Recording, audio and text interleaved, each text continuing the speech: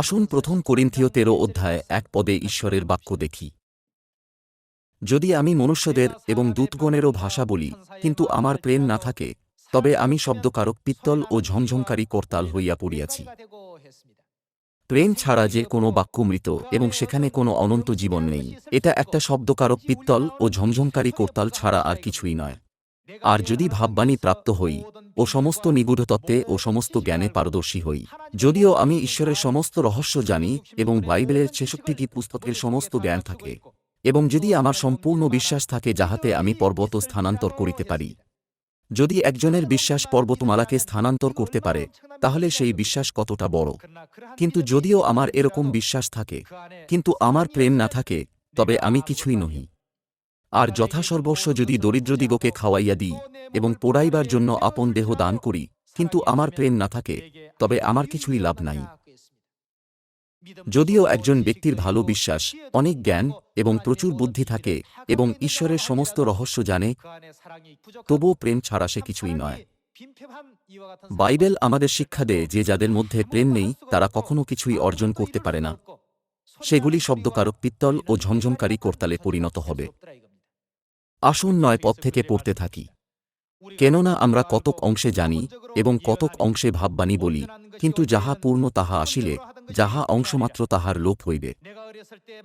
আমি যখন শিশু ছিলাম, তখন শিশুর ন্যায় কথা কহিতাম, শিশুর ন্যায় চিন্তা করিতাম, শিশুর ন্যায় বিচার করিতাম। এখন মানুষ হইয়াছি বলিয়া শিশুভাবগুলি ত্যাগ করিয়াছি। কারণ এখন আমরা দর্পণে অস্পষ্ট দেখিতেছি, কিন্তু তৎকালে সম্মুখাসম্মুখী হইয়া দেখিব। এখন আমি কতক অংশে জানিতে পাই, কিন্তু তৎকালে আমি আপনি যেমন পরিচিত হইয়াছি, তেমনি পরিচয় পাইব। আর এখন বিশ্বাস, প্রত্যাশা, প্রেম এই 3টি আছে। আর সবথেকে শ্রেষ্ঠ কি? ইহাদের মধ্যে প্রেমই শ্রেষ্ঠ। এটাই সেই পথ যা খ্রিস্ট আমাদের শিক্ষা দিয়েছিলেন যখন তিনি এই পৃথিবীতে এসেছিলেন।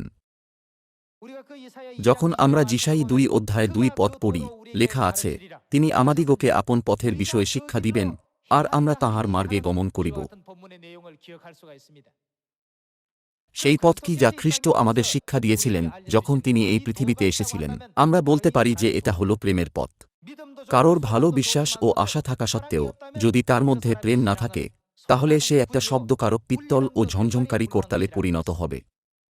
যদি কারোর শুধুমাত্র বিশ্বাস ও আশা থাকে, কিন্তু প্রেম না থাকে, তাহলে তার বিশ্বাসের জীবন দীর্ঘ সময় থাকতে পারবে না, এটা চিরকাল থাকতে পারবে না।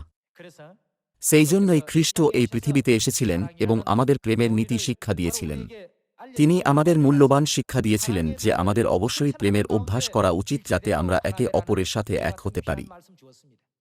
আমরা যোহন 17 অধ্যায়ে এটা দেখতে পাই। যখন যিশু এই পৃথিবীতে এসেছিলেন, তিনি আন্তরিক হৃদয়ের সাথে ঈশ্বরের কাছে এই বলে প্রার্থনা করেছিলেন, যেন তাহারা এক হয়, যেমন আমরা এক। তিনি আমাদের জন্য এরকম আন্তরিক প্রার্থনা উৎসর্গ করেছিলেন। অতএব আমরা প্রেমের দ্বারা একে অপরের সাথে একত্র হতে এবং এক হতে পারি। অন্য কোনো শক্তি আমাদের এক করতে পারবে না। আমাদের শুধুমাত্র প্রেমের নীতি মনে রাখা উচিত যা খ্রিস্ট আমাদের শিক্ষা দিয়েছেন। ঈশ্বর আমাদের শিক্ষা দিয়েছেন যে প্রেম হল সবথেকে মহান। অতএব আমাদের কখনোই প্রেমকে অবহেলা করার মূর্খ ভুল করা উচিত নয়।